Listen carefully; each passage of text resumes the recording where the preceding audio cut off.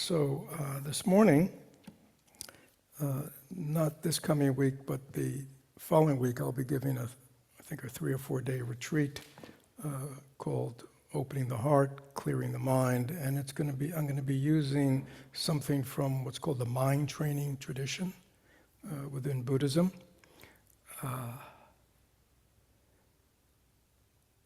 And it uses slogans, very pithy slogans. I'll give you some examples. Because we have to retrain our minds, you see. We have a problem that much of the way we enter the world, the way we traditionally enter the world, does not lead to happiness, does not lead to well-being, does not lead to us really leading a meaningful life. And so oftentimes, we look to meditation, and of course meditation is very essential, to be the panacea, but most of us do not spend our life in meditation, at least in sitting meditation. We lead active lives, we're in the world. And the way we enter experiences, enter relationship, is very much predicated on the way we are thinking about our life and the situation. So training the mind in a different way of being and seeing is very important in our tradition. Fortunately, we have many ancestors who've come before us for thousands of years who also have been concerned about these things, so there are very many wonderful texts and teachings, of which one of these is the mind training tradition that comes, actually, it was brought to Tibet by an Indian master who actually had to go to Indonesia, which at that point was a Buddhist country, to find somebody who actually held the transmission of these mind trainings. He came back to India. Eventually, he went to Tibet. He taught them in Tibet, where they've been preserved. Okay, and now they've come down to us, and they're very popular. They're called Lojong. Maybe people familiar have heard of Lojong or mind training. Many different texts. I'm looking at one called The Great Path of Awakening. So there are many slogans, right? From deep sort of ones, such as regard all phenomena as dreams, examine the nature of unborn awareness, be a child of illusion, but also very many practical ones. And at the retreat, we'll be focusing on some of those really good ones, such as always have a joyful mind, be grateful to everyone, drive all blames into one, which is self-cherishing. See, this is our big problem. We enter the world always from the point of view of ourself. And it's not like we're entering the world like selfish people, but we haven't really understood that it's always being self-concerned with our own needs, our own wants, our own happiness, our own desires, actually is the cause of our suffering, and is the cause of our feeling separate from others, from life. So we have to retrain the mind to really understand that an altruistic way of living, and again, this is not like altruistic like Mother Teresa, don't panic. But it means just the way we approach everything, the way we approach our most intimate relations, the way we approach our relation to the world and society and work. We just have a very different way of entering the world because our mind has different priorities. So again, many different slogans. And so the retreat is in 2 weeks, and the last day of retreat is on a Sunday. That'll be 2 weeks from today. So I'll also be teaching a few of them because both the people in retreat and anybody who comes on Sunday will hear the talk. But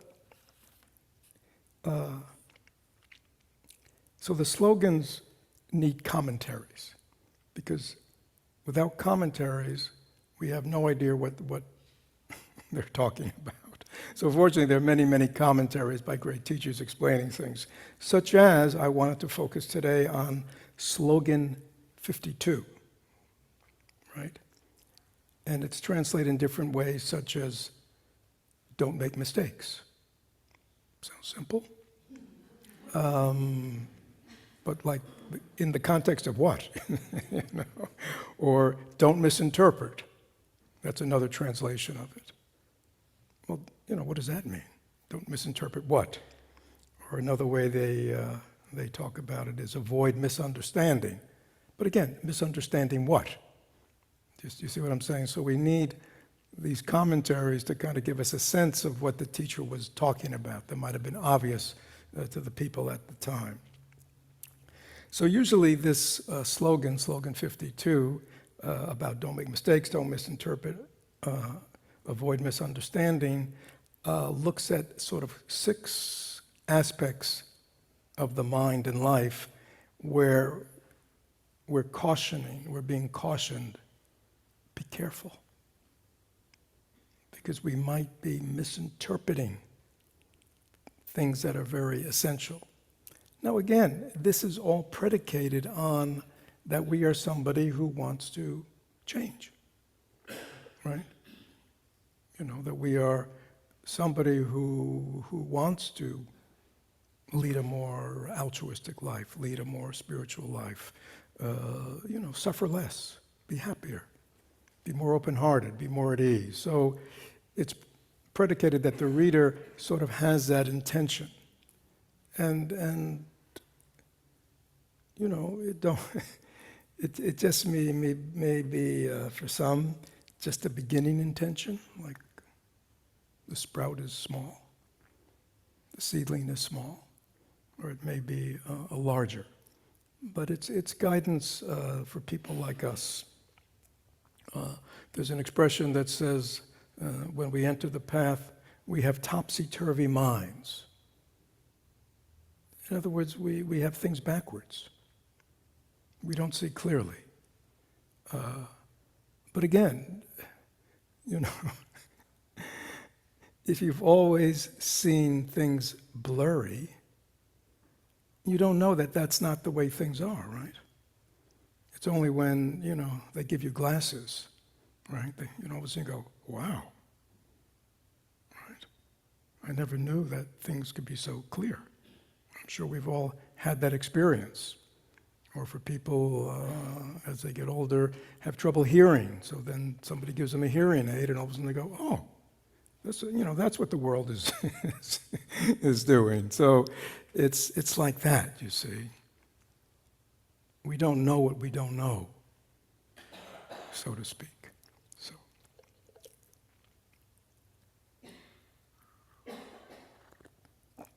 So there were these 6 qualities of the mind that we all know about, and I'm going to go through them. So the first one is patience, right? Is patience a virtue? Patience is a virtue, yeah, we all know that. So we're now, is there something that I misinterpreted or misunderstood about patience? So what it implies is there can be a misplaced patience.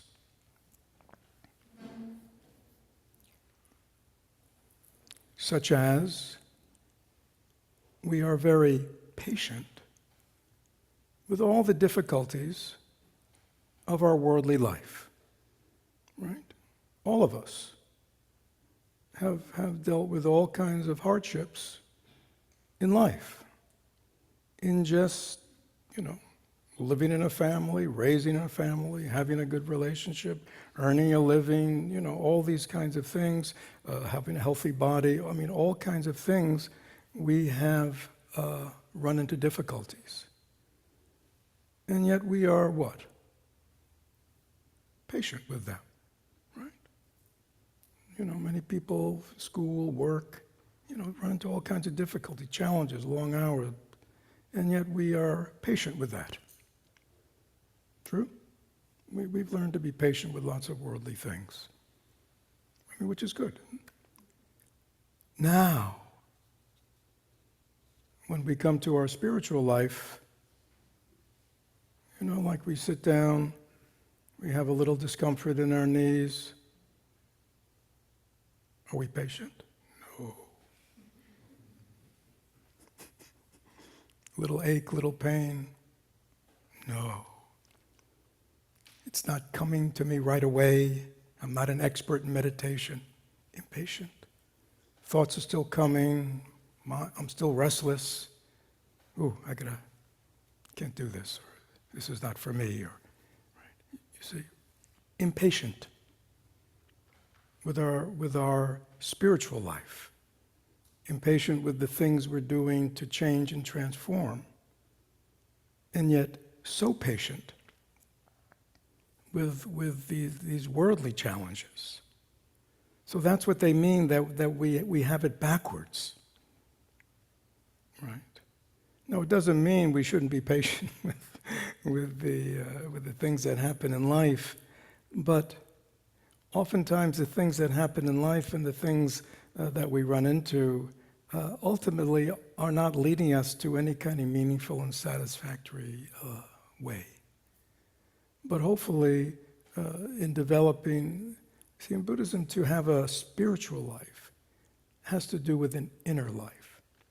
Right? In other words, we can all have a material life, which is the life, that we lead, the life of gain and loss, the life of getting things, having a career, having a house, having money to do things, having, all the things, having relationships. So we spend a lot of energy. We're very patient, right?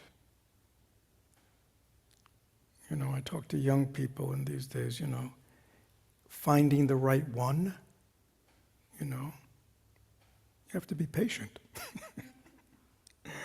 Right? You see, and yet when it comes to our inner life, which is really getting at the heart of who we are, we get very easily frustrated, very easily tired, very easily give up. So we have it turned around. So that's patience. We're too patient with one things, and we're too impatient with the things that are really most important. It's not saying that our worldly life and the things we're doing aren't important, but at the end of the day, even if we are successful in life and we have a good relationship and we have a roof over our head and we have good food to eat, right? We may not be happy. We may not have peace of mind. We may not have an open heart, right? So it's very important that we understand this. So these are all sort of variations on the thing. So the first one is patience. We often misinterpret that practice. The other is interest, curiosity, desire for. Now, we have lots of interest in trivial things. Is that true? Right? Trivial things. And I'm not a great, I'm not on social media and I'm not on, you know what I mean? But, like just being on YouTube, you know how it is? Like I go into YouTube for something and then you get this whole stuff on the side. Everybody, we all get that, right? And some of it is meaningful and some of it is just what? What? Junk. And yet, where do we go? I mean, it's fascinating. This mind of ours. Like I said, we can be so patient with worldly challenges and difficulties, and we have to work hard to get something done. And people will do a home project, and laying tiles, and their back will ache, and they're this. You know what I mean? Oh, it's all because they can get new bathroom tile. But as I said, a few aches and pains when we meditate, forget it. Does everybody know what I'm talking about? I mean, and we have to see, wow, what, do I have things backwards here? Right? Okay, so we have to understand that that even though we know having curiosity or interest in, I may call it spiritual matters, but you can interpret that in any way you want, but in matters of the heart and mind that actually are significant to me, we all know what? Well, that's yeah, I should have interest and curiosity about developing more and learning more, and, right? Practicing more. And yet, trivia fascinates us, right? Our interest, our desire in worldly matters. If we look at what is our mind concerned about all day, just close your eyes. Ask yourself, if I just was kind of took an inventory of my thoughts, what am I concerned about all day?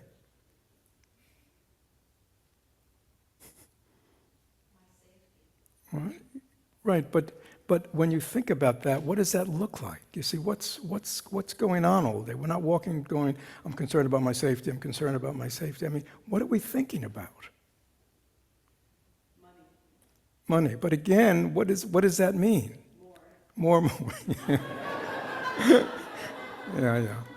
Yeah.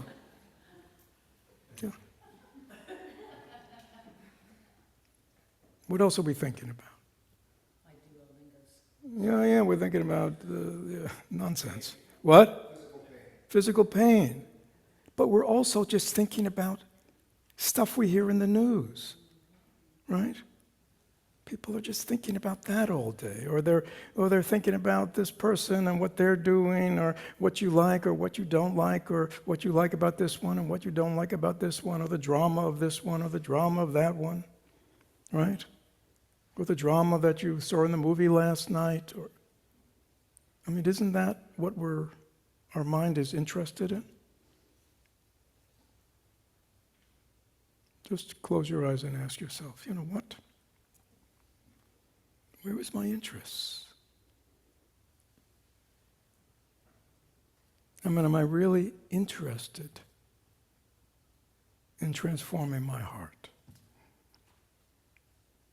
Am I really interested in creating a peaceful, harmonious, stable mind?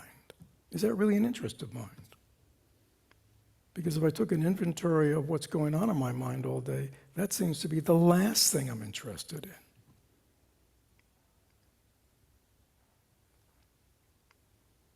Is that true?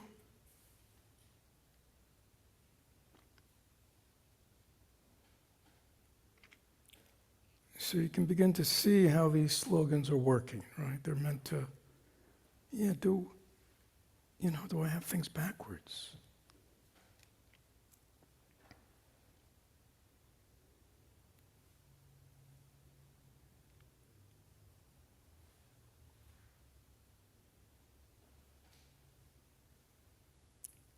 Where is my curiosity? Where is my interest in life?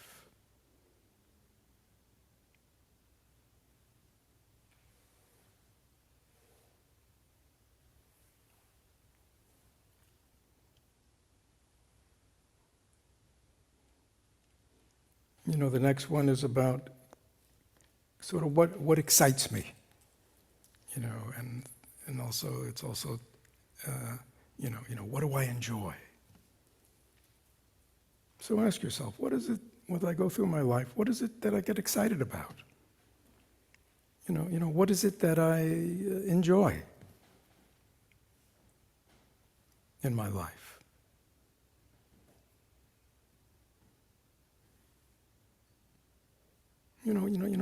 What gets me going? I know my grandson, playing video games. Right? That's the most exciting part of his day. School, boring. Video games, exciting. Great enjoyment, great interest. Right? What excites me? What gets my juices going? What turns me on?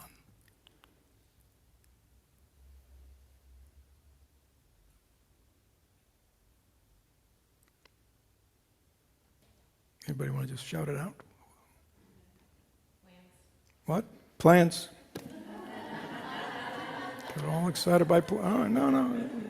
This is true confessions, It's okay. Plants. Anybody else? Going places. Yeah, going places. Anybody else? You know what? Music, yeah. Community, being around with other people.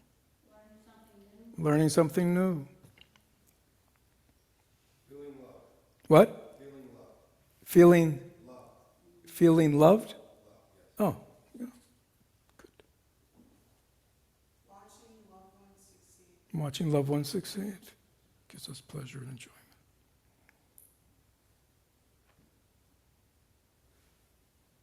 What gives me pleasure? Where do I go for pleasure? Where do we go for pleasure? The woods. What? The woods. Where else do we go for pleasure that's even closer? What? What? Books. What? The fridge. Somebody who's really willing to speak the truth. Food. Pleasure, food. What else? What else gives you pleasure? Going for a drive. What? Going for a drive. Going for a drive. Gardening. What else? Painting. Going on social media and checking in on people? Does that give you pleasure? No, but we do it.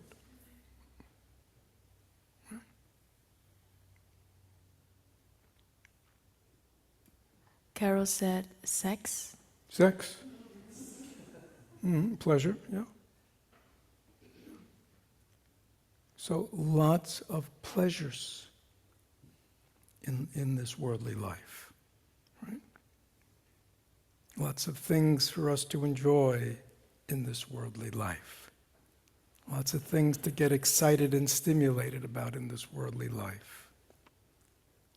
Except from the point of view who's writing this, there's a problem with all that.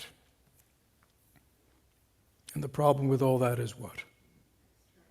And again, it's not a moral, ethical judgment. The problem with all that is what? It doesn't last. It's all impermanent.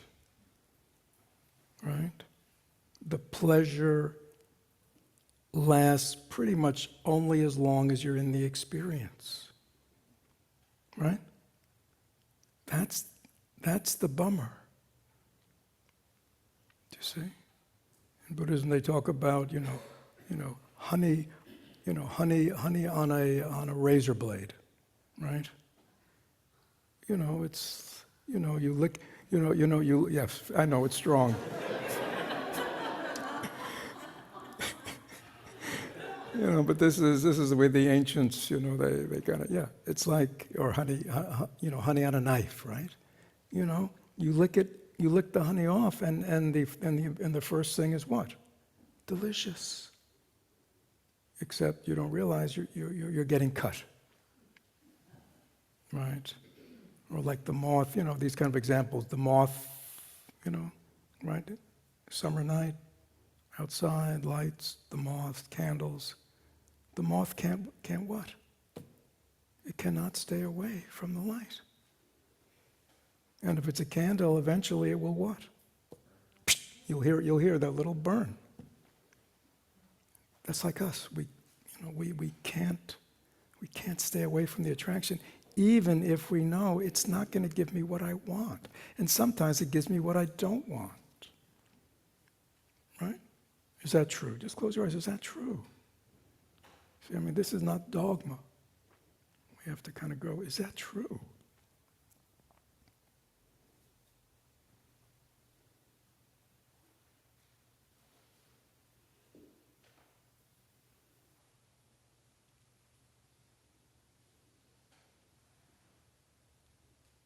And of course, what he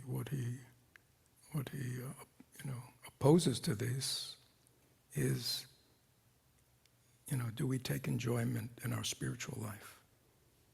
Do we take enjoyment in spiritual matters, reading, talking about things that have to do with really, again, transforming the nature of our heart and mind?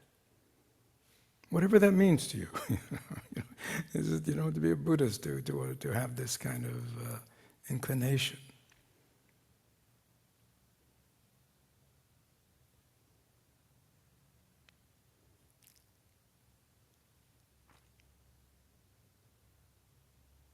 Do I look forward to meditation? An opportunity to still and quiet my mind, an opportunity to look more deeply into what's going on within me. Am I interested in reading about these matters to kind of stimulate my mind and my understanding? Or do I see it as a hardship? It's like kids with brushing their teeth. Your parent kind of trains you to brush your teeth, but kids really don't like brushing their teeth. It's a chore. Is my spiritual life, is my meditation life a chore, an obligation?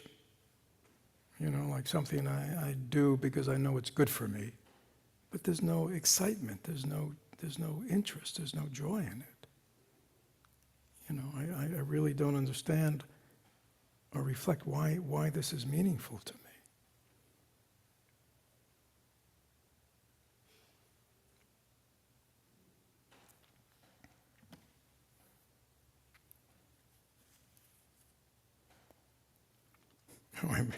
I wrote here, this was on the last one.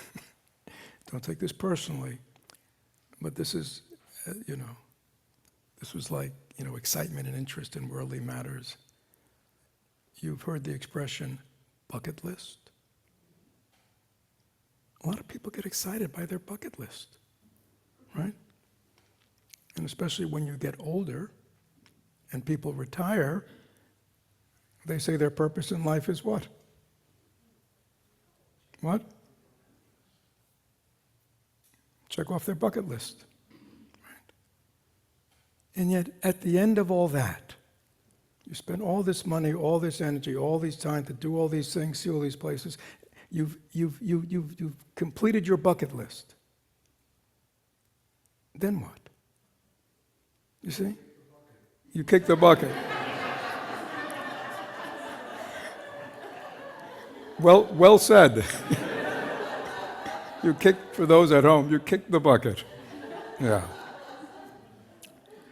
Now again, this is not saying that, going to places and visiting things is not enjoyable.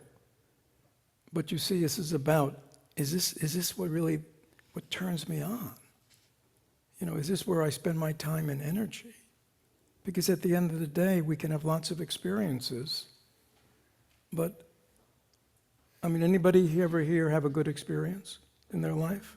Really enjoyable vacation or a really good time, or anybody ever had any of those? Good time with friends and family, or anybody ever had those kinds? Yeah. Where are they all? You see? They're just memories. And unless what we experience was somehow transformative, it just becomes a memory. We can't hold on to it, you see. So, understanding, again, the impermanent nature of our experiences, makes us think more deeply about, what is it that I'm really interested in? What should I be curious about? Why do I just take enjoyment in those things and not enjoyments in, more meaningful activities? The next one, compassion. Is compassion something we all want to cultivate? Yeah. So, how do we misinterpret compassion?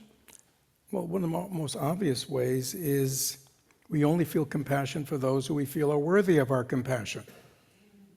Right? We have a clear criteria for who we should feel compassion about, whose suffering we should care about. And for people who we might consider wrongdoers, people we're in competition with, we might not feel a lot of compassion for them. Compassion means I want to relieve them of their suffering. I don't want them to suffer. I want to help if any way I can. So again, oftentimes we have it, but we have it in very limited ways, and we only have it for certain people. And then there are whole categories of human beings that we have no compassion for. These people are unworthy of my compassion, right? We all might feel that. And yet that's a very limited compassion because it's not understanding everybody, from the point of view that we look at things, everybody is suffering, right? In their own way. Victims are suffering and perpetrators are suffering. It's hard for us to accept that, isn't it? I understand. And yet, they're all caught in kind of a very painful kind of way of living. Whether you're the recipient of harm from another or whether you're even doing harm for another. The person who's doing that is not in a good place. When you're in a good place, you don't do harm to people. Is that true? Yeah. Yeah. When your heart's at peace and you're feeling calm and you're open-hearted and you're sort of, in touch with the suffering of everyone. Yeah, you don't want to contribute to that, do you? But if you're not in that place, if you're in that very egocentric, that hurt, resentful, angry, fearful place, it's a very different world. Yeah, so it's hard for us to have compassion for everyone. To not blame them for what they do. But yet, they can't help doing what they do. They're just caught in their own, we call it karma, their own causes and conditions. They're just caught in it. They can't see out of it. I mean, lots of people, they actually think they're helping when they're hurting. Right? Many of us, perhaps even for ourselves, when we've been suffering in different ways, we have done things thinking that could help, and it's really made things worse for ourselves, for others, right? I mean, we all, Next one's an interesting one, 5. Priorities. I think for me, that manifests in our current culture as scheduling. Right? So just close your eyes and ask yourself, what's my priority in this life?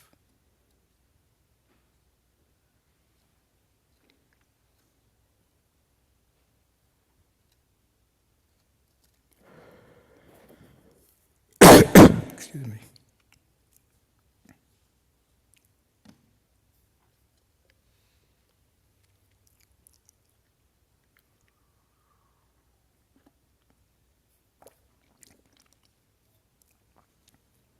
So if we were to make a list, an ideal list of our ideal priorities in this life, on that list would be what? Meditation. What? Meditation. More meditation? What else could be on that list? Priorities. What? Studying spiritual matters, Dharma, things that really help me understand things more deeply, support my transformation. What other kind of priorities could we have in this life? Good priorities. I mean, it doesn't have to, Family priority. And what does that mean? You say chauffeuring the kids around? Physical activity, exercise. I mean, like taking care of maybe call that taking care of your body. Yeah, priority. Taking care of your body, and that also may include what? Beside exercise? Yoga. Yeah, like yoga. What? Reading, diet, eating the right foods. Paul said compassion and awakening and leading us as service. Yeah, being of service, compassion, opening our hearts and minds to others. Okay. So, ideally we think, oh yeah, those are my priorities in life. Now close your eyes and think about your daily schedule. Think about your daily to-do list.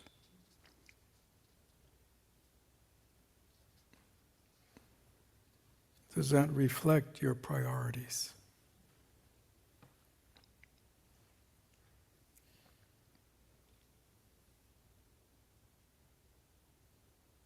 Well, when we look at our daily schedule and our priorities, our deeper priorities, are they in sync or not?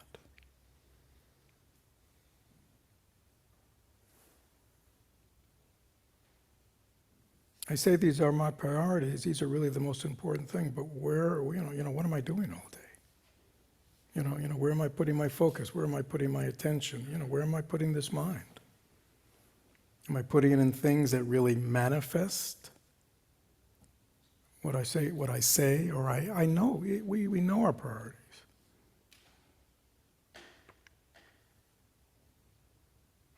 So we all know these days that diet and exercise have a lot to do with health and well-being and disease. Is that true? I mean, the information is just nonstop, right? And yet,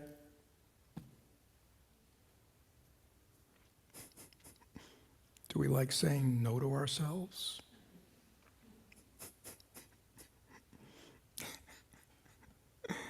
Hardship, right? Do we like saying no to ourselves? When we don't want to do any of that stuff?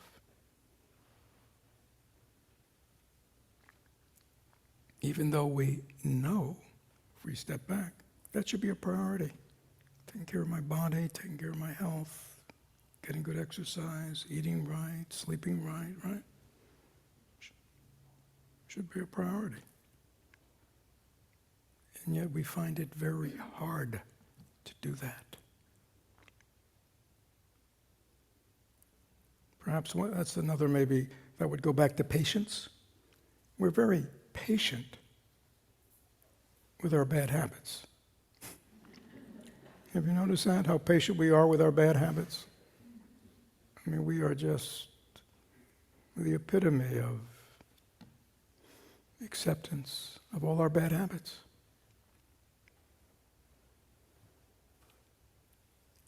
And again, we're impatient. It's like, oh yeah, I mean, so we know exercise is good for us, so we start exercising, and the first thing we notice, what? What? You're sore. What else do you notice? It's hard. It's not a lot of fun, right? So we stop doing it. There's a reason the diet industry is one of the most successful industries in America, right? Why every year there are new diets, new books, right? Constantly. Why is that? Because people find it difficult to what? What? Anybody ever been there? You find it difficult to what? To commit, to stay on it, right? Even though we know it's good for us. Is that true? Yeah, we know exercise is good for us, but it's hard for us to follow through. We know eating right is good for us, but it's hard for us to follow through, You see? And yet getting back to some of the things we said earlier, and yet in some areas of our life we are so dogged, so steadfast. Anybody ever had a job that they really didn't like, but yet they showed up every day at work? Anybody want to admit to that? Yeah. Right? See how, how strong we can be? Now, they were strong because what? Because the payoff for maintaining the job is what? Money, right? Or supporting ourselves or whatever, yeah, which are certainly, but you see how patient we are, how steadfast we are in something that really doesn't give us anything. And yet when it comes to all the things that do give us, things, we're so impatient.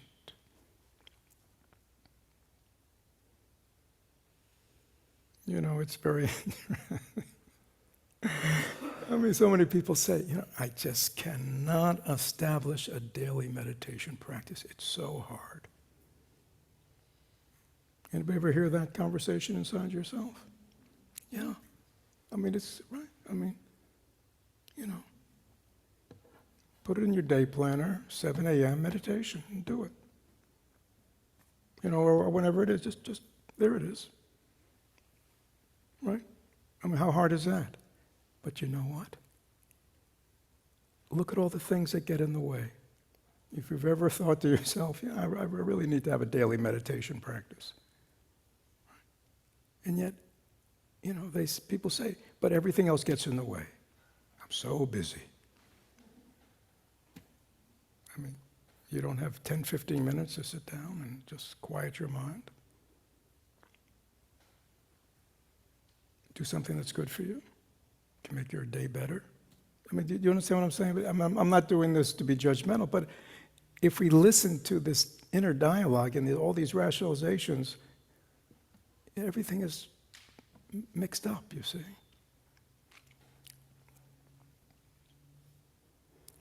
And the last one I like is, especially in this political season, joy. Is joy good? Yeah, joy is good. Rejoicing. So that to misinterpret joy is to feel that you have a right to be joyous, to rejoice in the misfortunes of others.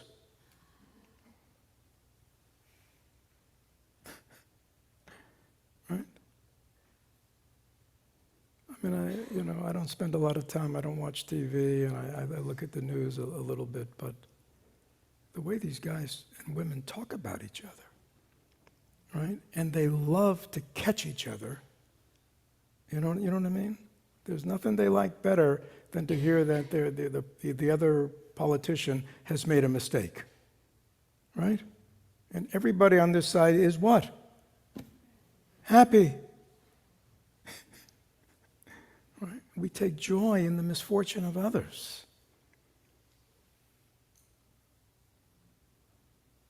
I mean, it's kind of interesting. You know, sometimes we take joy in people we're in competition with. When they have a problem or a mistake or, right? Yeah, so that's mistaken. Like mistaken compassion, there's mistaken joy. We should only take joy in good things, right? In things that make human beings happy, give them meaning, give them satisfaction. Right? That should bring us joy. But to take joy in the suffering of others,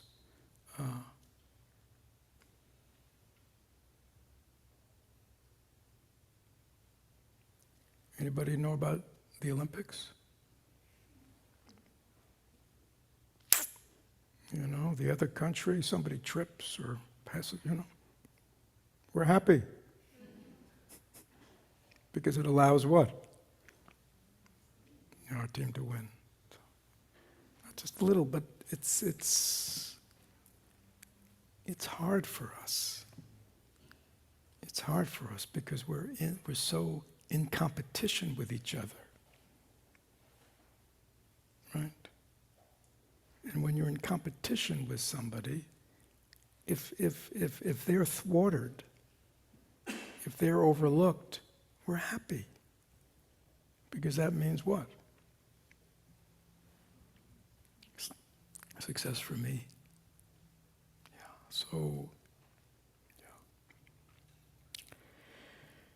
so let's open this up. Any comments, questions about these 6? Yes. No, hold on one second. Just sit down. She'll bring you a.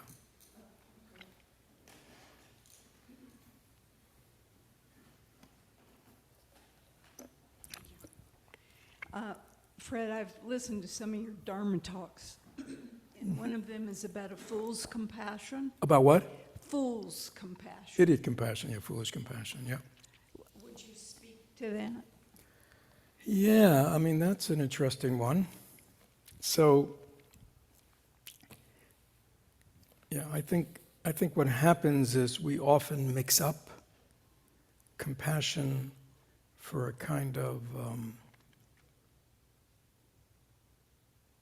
empathic sentimentality, right? Which means you feel somebody is suffering or somebody's going through a difficult time, which is good. But there's no wisdom, because actually in Buddhism the word karuna, compassion, means not that you have empathy for somebody suffering, but you want to, help end their suffering. So it's an active principle. It's not just empathy, right? So it's an active principle. And to be able to help somebody who is suffering, we need to have intelligence to understand what is the cause of their suffering.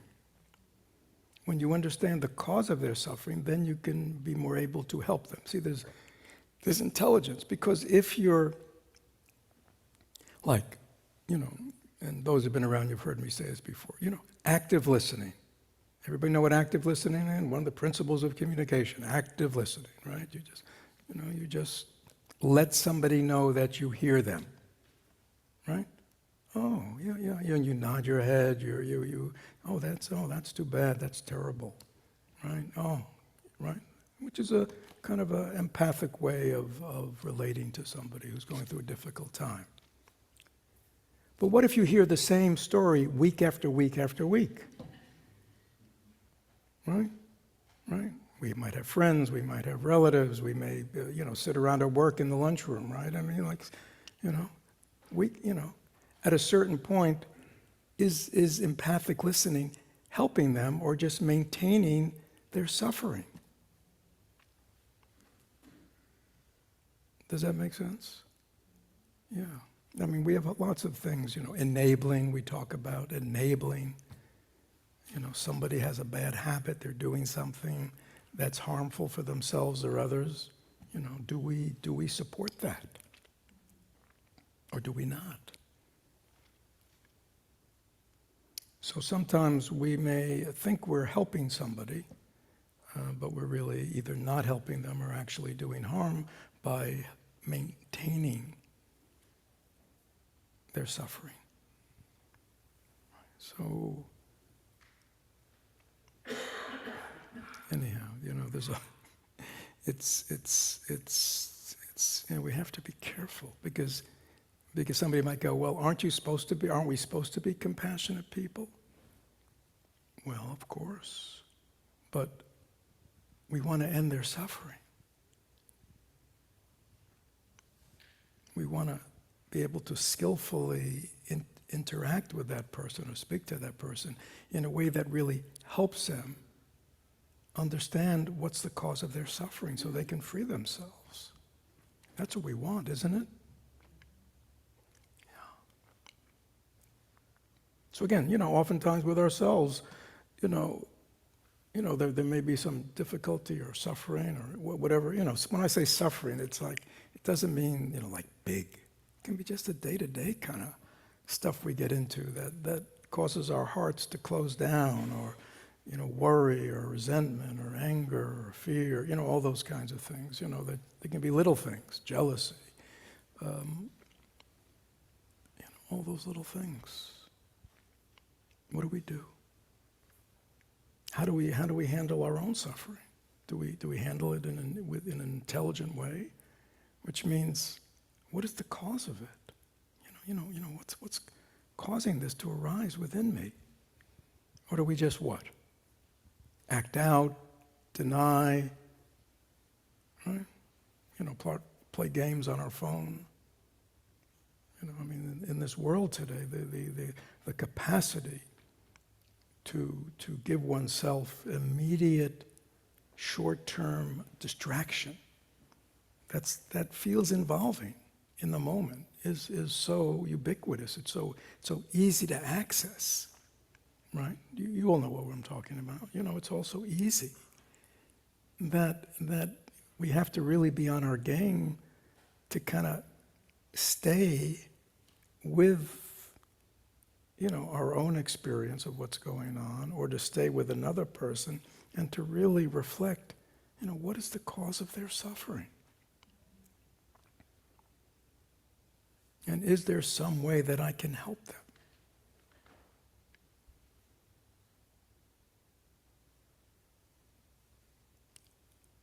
Question up top?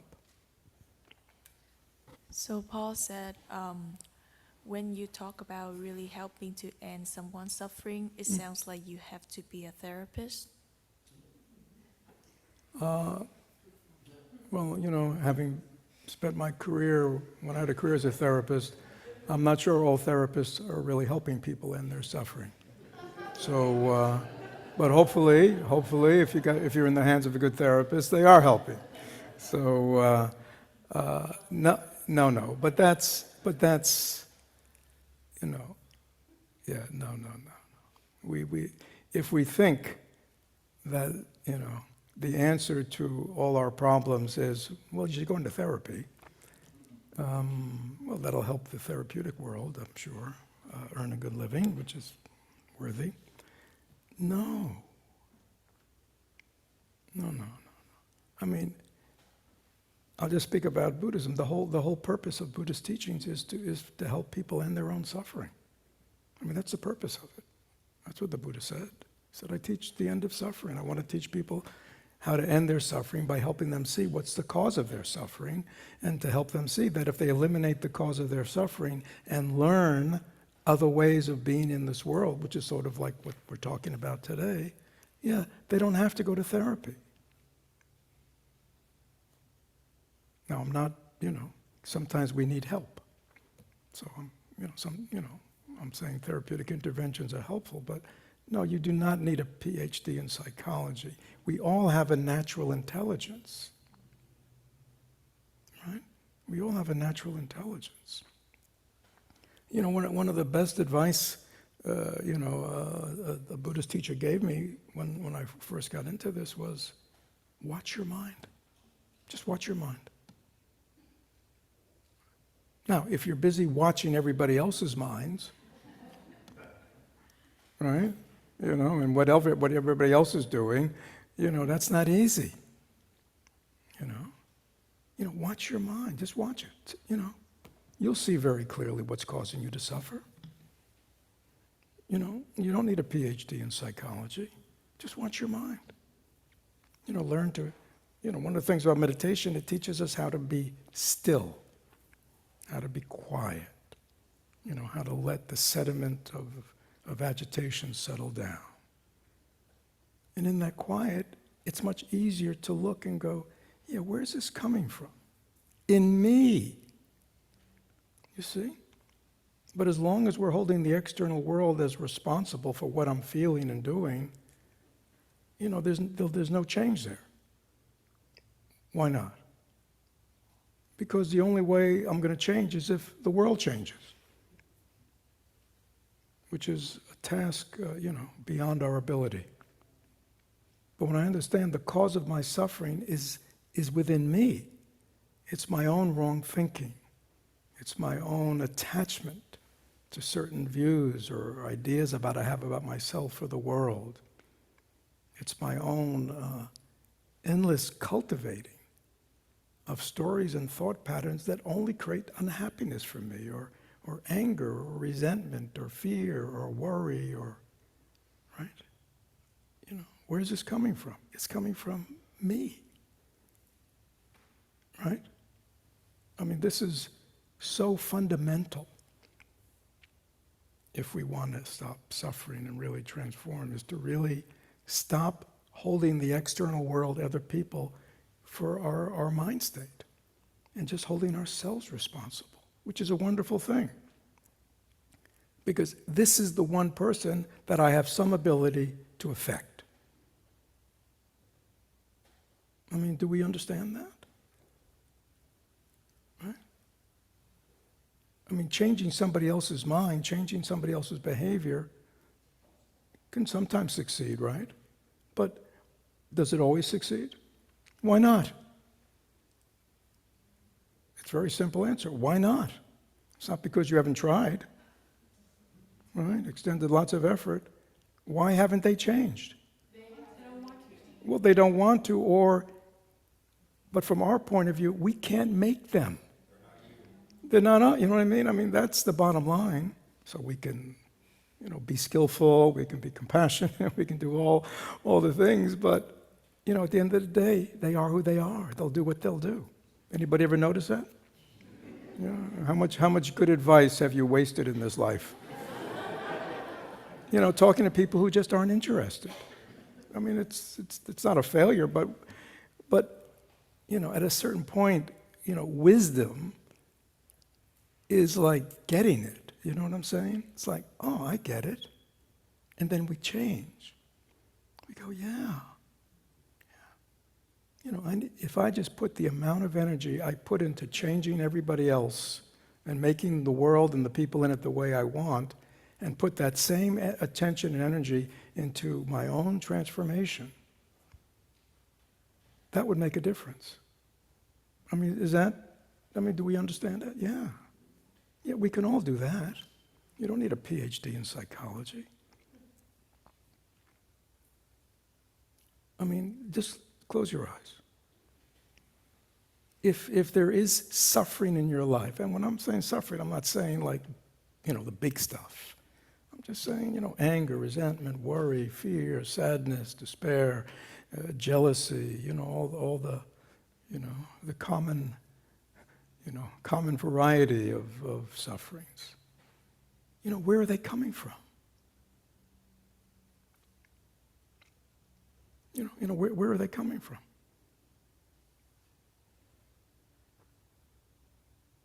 And you stop, and you relax, and you turn, and you ask yourself that question.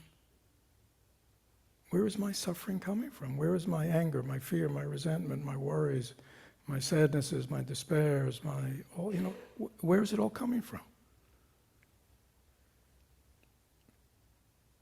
And very quickly you'll see what? Anybody want to say it? What? Our own mind. From this voice inside. Oh. Well, this is much easier than I thought. I just have to change the dialogue. Right? I got to just change my priorities.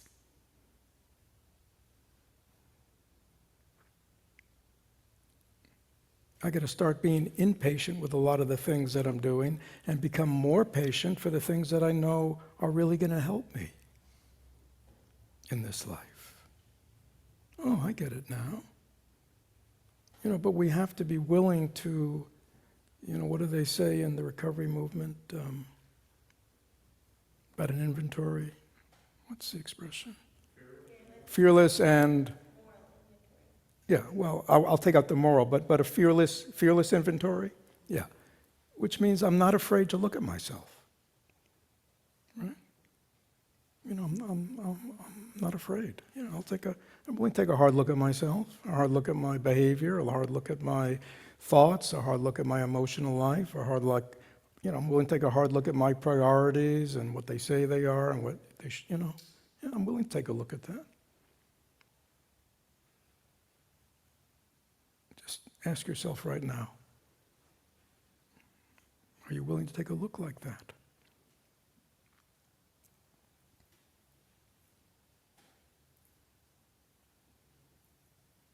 But to do that, we have to stop. We have to stop the running, stop the endless activity and distraction, and be willing to what? Sit down and stop. And you don't have to do it in the formal meditation posture. Just sit in a chair. But stop. Stop.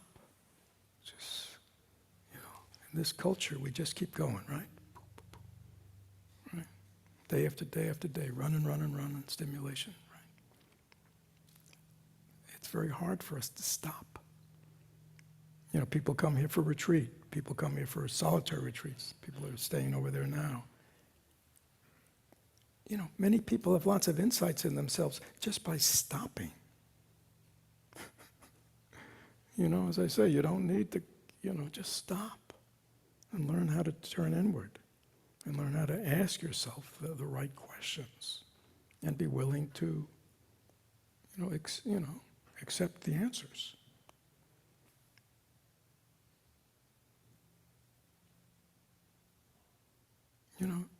Wonderful question. Why am I happy? And if we start blaming this one and that one, that's not where the unhappiness is coming from. It's coming from inside here. Why am I unhappy? Why do I suffer? Why is my heart closed? Why aren't I relaxed? Therapists can be happy, a Dharma teacher can be helpful, but we can do this.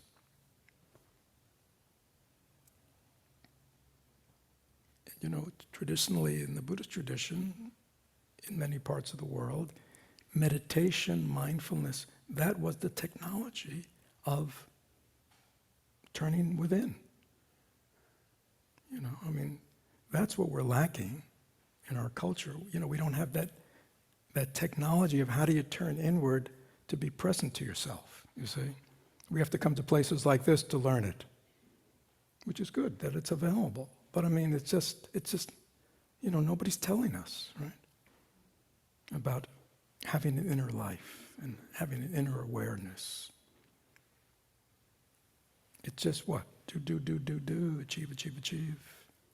Right?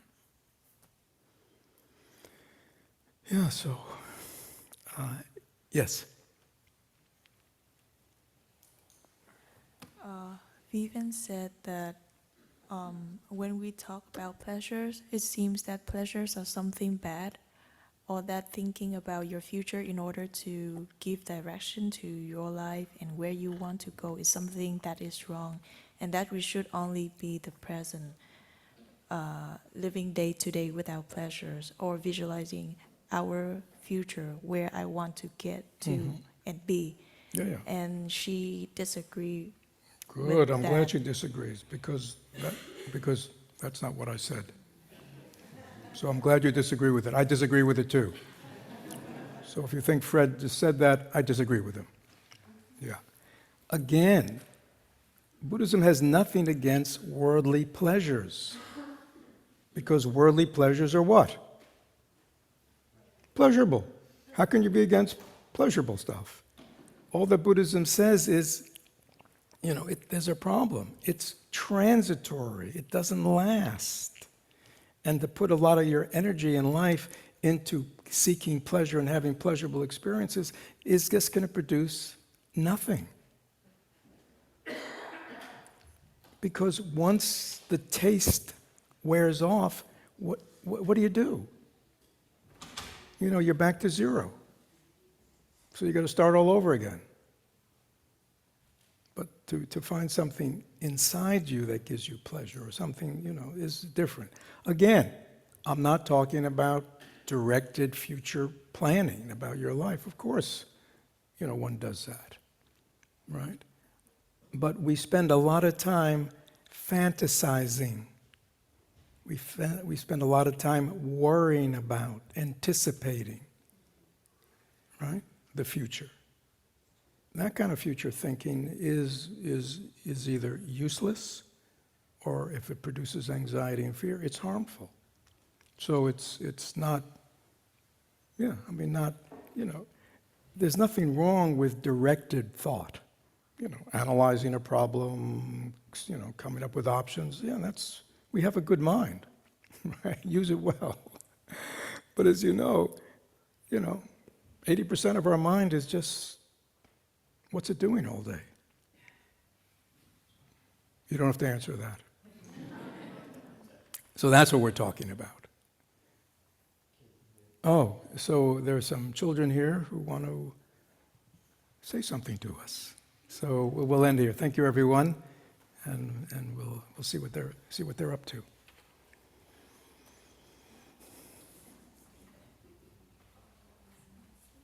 Hey. Hi. How are you? I'm good. How are you? Hi, come on in. Hi. What do you got in your hands?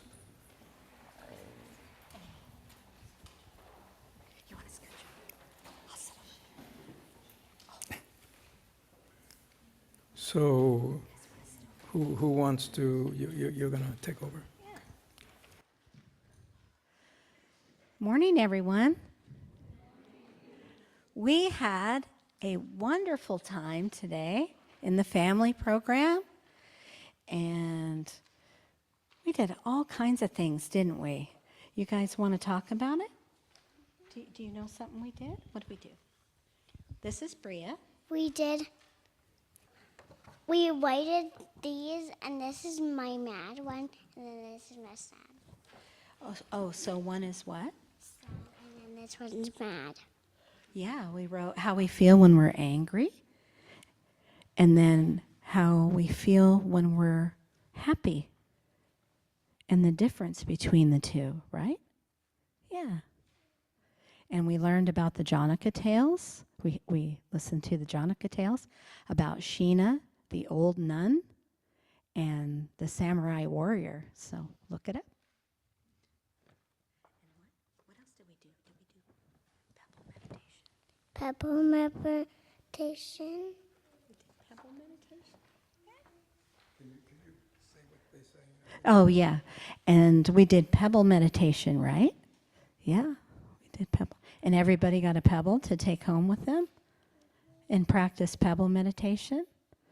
Okay, so what did we do? We said, we held out our hands and we said, with the pebble, I am a flower. I am fresh like a flower, right? And then I am an oak tree, strong and unwavering. Okay, Kai, you want to share? Tell everybody your name. My name is Kai. This is Kai. You want to show them your picture? So that side, which side is that? Happy. Yeah, do you want to tell anything about that side or just show it? Okay, and then you want to show the other side? And what side is that? Mad. Thanks, Bud. Anything else you want to say about it? You're good? All right. What's that about? You got a fancy haircut. Is there a Z in there for a special reason, or is that just? What is it? You want to tell Fred what it is? It's a lightning bolt.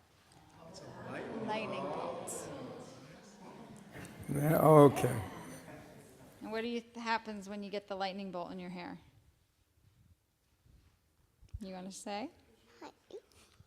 He says it makes him run faster.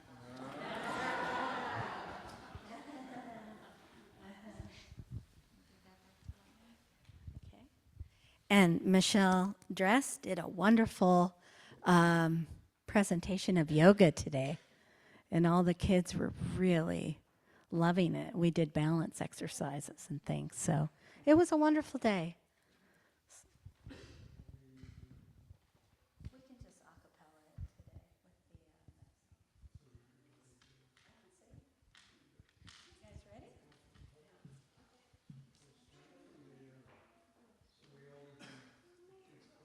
Always end by singing the metta song, loving kindness song.